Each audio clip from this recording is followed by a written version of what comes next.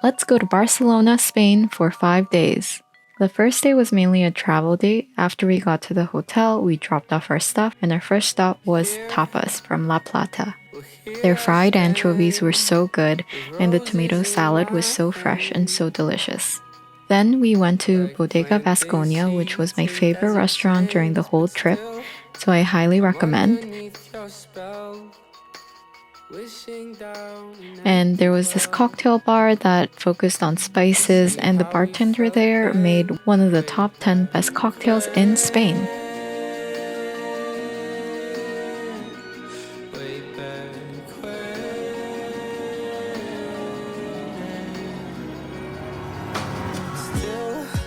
The popcorn had some cinnamon and sugar over it.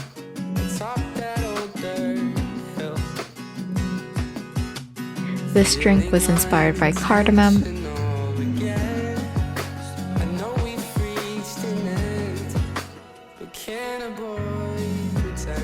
And this one was inspired by caraway seeds.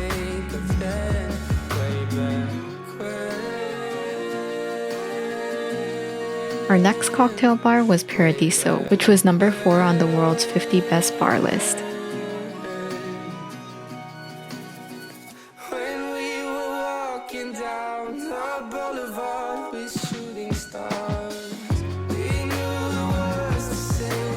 One of the drinks that we got had some sort of bug in it intentionally.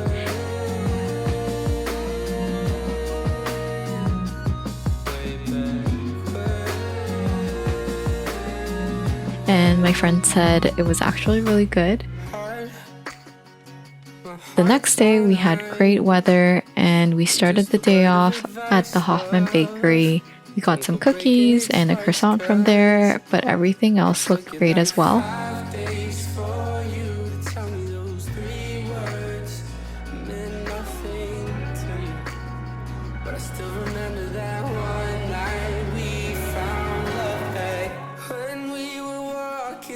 This is the Cathedral de Barcelona, looking magical with all the bubbles.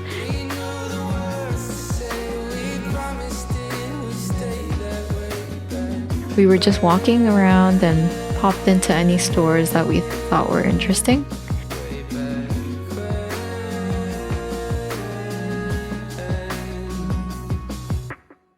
We had to go to Zara, and it was in this beautiful building. This was inside the Loewe store.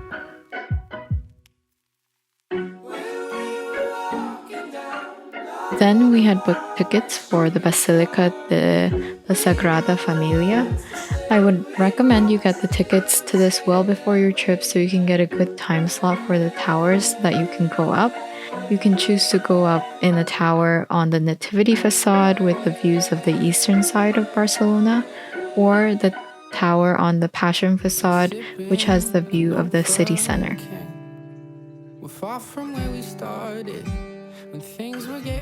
There's so much detail on the inside and outside this basilica that my jaws literally dropped when I got my first glance as we were walking out of the subway stop.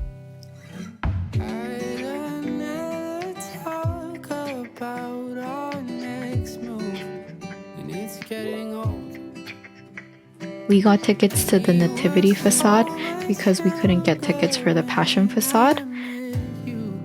It is the largest unfinished Catholic church in the world, and it's designed by Catalan architect Antoni Gaudi. And the construction of the Sagrada Familia began in 1882, so it's already been 142 years. And it's predicted to be finished in 2026. And as you can see, they look like they're on schedule. Luckily, there was an elevator to go up the tower, but when you're coming down, you have to take this narrow staircase to come down, and if you're fast enough, you'll definitely get dizzy. So here's us taking breaks along the way. This was the staircase that we came down.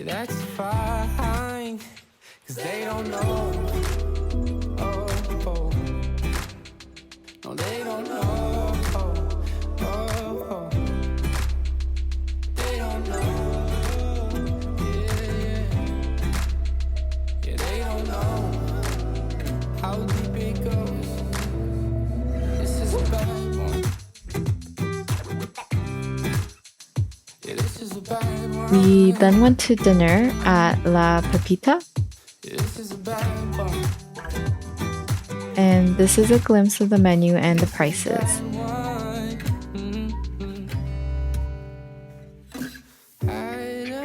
Grilled octopus with green sauce and potato mash and snap peas were great. And this crispy pork belly I wouldn't get again because it was a bit too meaty. A beef and mushroom dish, and we had to get the Iberico ham dish. Then on the way back, we saw La Pedrera Casamilla, which was the last private residence designed by Gaudi. And we also saw Casa Batlló, which was transformed by Gaudi into a surreal, magical residence.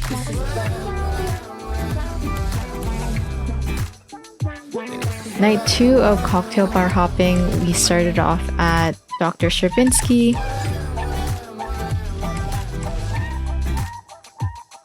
This is their cosmos of flavors, and I liked how they highlighted different ingredients from different parts of Spain. This is a bad one. Next was a speakeasy called Monks, and we weren't impressed, as you can see from my friend's expressions. The staff were very slow to take your order and bring you your drinks, and just the vibes were a bit off. Day 3 of Barcelona, we are off to Park Güell. We took a bus there, and it got pretty crowded, and the ride was a bit nauseating because the roads to the park were pretty windy, and it was up a hill. And it was getting pretty warm in the bus, so be prepared.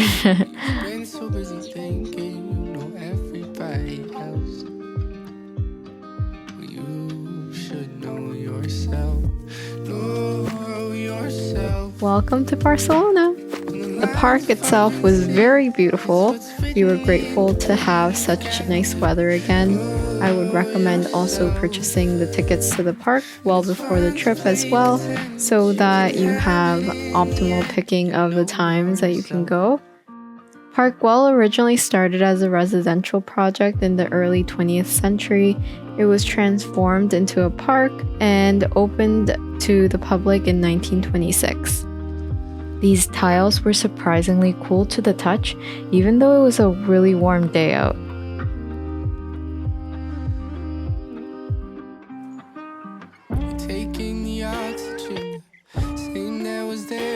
Fun fact, this was also where the Cheetah Girls 2 movie was filmed. This is my friend doing a reenactment.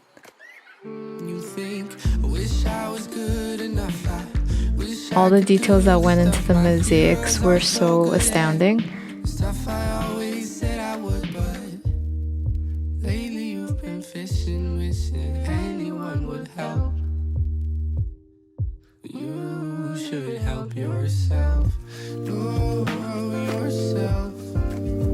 Then we went to La Boqueria market, a large public market with lots of food options.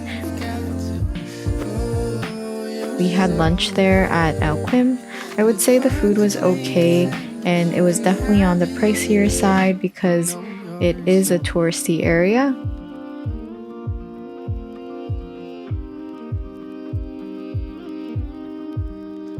We walked around to see what else they had in the market. Lots of ham and lots of fried snacks.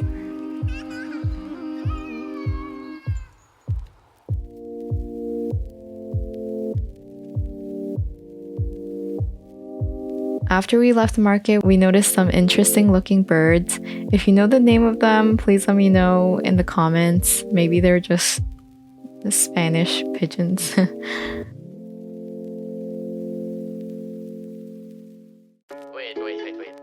What do you like about this girl?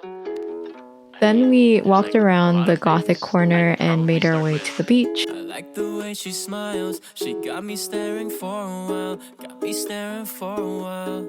Yeah. Baby, it's our conversation. She's my favorite. I thought it was neat that the bottle cap was designed to stay on the bottle. We definitely picked the wrong part to walk on because the sand was so painful to walk on. It was very rocky. But other than that, the beach was very pretty. It was a very nice sunny day out. We just didn't have time to enjoy it as much with our schedule. We went to check the McDonald's to see if they had anything interesting. They had these sour cream shaker fries, and in addition to chicken nuggets, they had these chicken McBites, Biscoff McFlurry as well, which I had to get. Yeah, but I don't mind it too much though. Why? If my feelings don't show, say it ain't so, man. You should know that I've been saying no, but maybe you're the one I've been looking for so long, so long. She got me thinking life could Then for dinner, we went to a roommate. We definitely made the wrong decision on the paella because we got the more adventurous one when we just really wanted the classic seafood paella. But other than that, the food was amazing. The service was so good. So I would recommend the restaurant. Then we went to Olympic Prereto.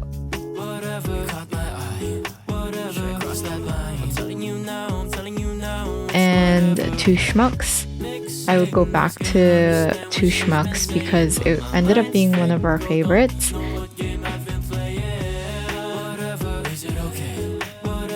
And there was also this cool spotlight that shines on the cocktail as well. Day 4 of Barcelona, we went on a day trip to Girona.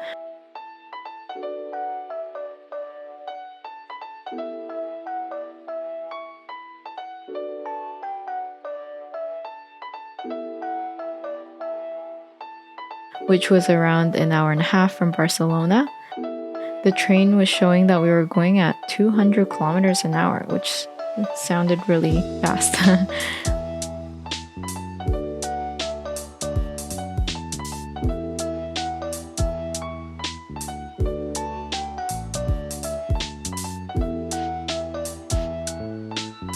This was a bike-themed cafe called La Fabrica Girona, and it really highlighted Girona being a popular stop for cyclists from France.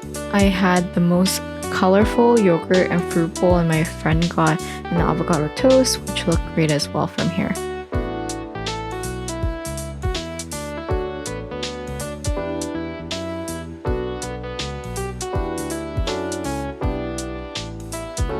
Girona was one of the filming locations for season 6 of Game of Thrones series as well. Many streets and the buildings served as places in Bravos and King's Landing, and the interior of the monastery was used as the citadel in the old town as well. Girona is known as the city of 4 rivers. Girona's historic quarter is dominated by medieval buildings and Roman, Arab, and Hebrew influences, and it is in the walled enclosure of the Força Vella where all the masterpieces of its historical development come together.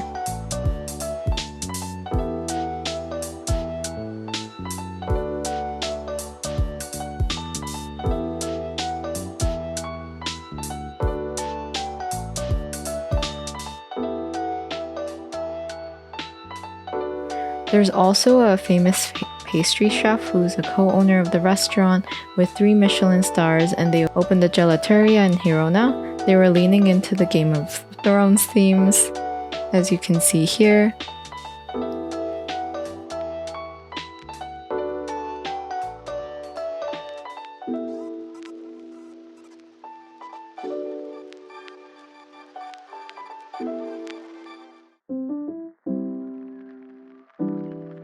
Then we went back to Barcelona to go to our favorite cocktail bar from the trip called Sips. They had great drinks. They had these little rice crackers as snacks to have with your drinks. We planned for Sips, the bar, but didn't plan for dinner, so we found a place that was still open by the time we finished at Sips, and the food was pretty good. On the 5th day, it was our travel day, so that concludes our trip. Thank you for watching. If you made it this far, hope the video will help with your trip to Barcelona.